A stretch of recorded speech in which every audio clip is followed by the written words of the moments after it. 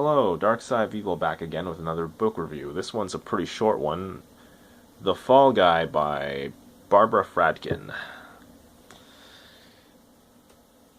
The Fall Guy is about Cedric O'Toole, a down-on-his-luck carpenter who's comically pessimistic as he is talented. Who's as comically pessimistic as he is talented. He's also best known to evade taxes on his jobs and other additional expenses for the sake of a quick buck.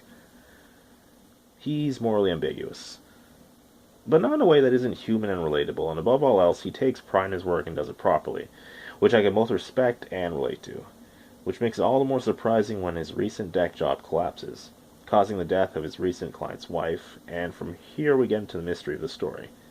Cedric knowing full well his work wouldn't just fall apart since he's an unlicensed pro.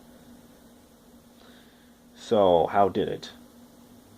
It's made worse by the fact that he has no real friends or family besides his snarky aunt, is considered the local weirdo while his client is a wealthy businessman who's got the support and respect of their small community, and the fact that he does a lot of under-the-table dealings with regards to his work, meaning he's mostly alone in clearing his name for the bulk of the story.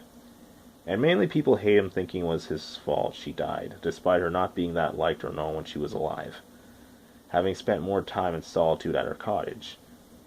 It later delves into the victim's life and her backstory. Through her backstory, I learned to like her quite a bit. Sorry, let me say that again.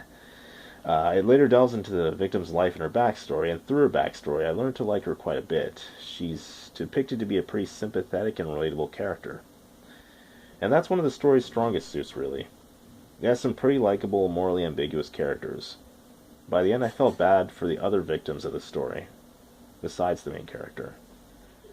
All in all, it's a pretty fun mystery that doesn't overstay its welcome.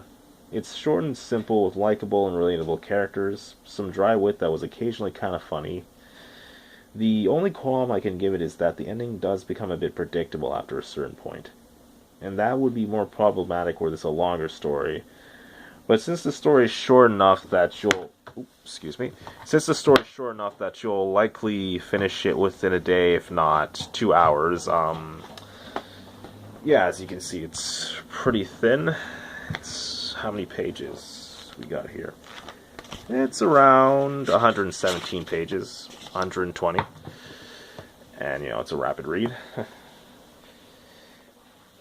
Yeah, that would be more problematic with this longer story, but it's a short enough story, you won't really feel the weight of the predictability, even if you do figure it out in advance.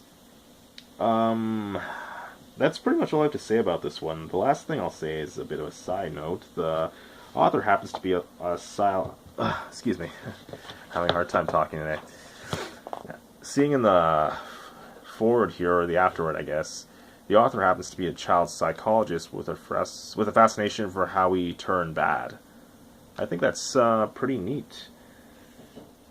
And she's written some of the more famous works. Apparently her most famous work is the Ottawa Police Inspector Michael Green ongoing series.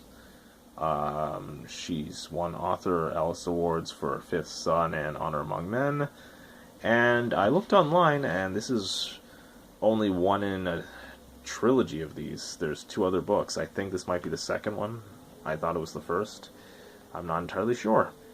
But, yeah, I plan to eventually pick up the other 2 sometime in the future, and it only took me maybe an hour or 2 to finish, so yeah, it's definitely worth picking up. I don't think you'll feel disappointed, and frankly, considering how small a book it is, it's not going to take up too much of your time. So yeah, thanks for watching. I'll see you guys again soon.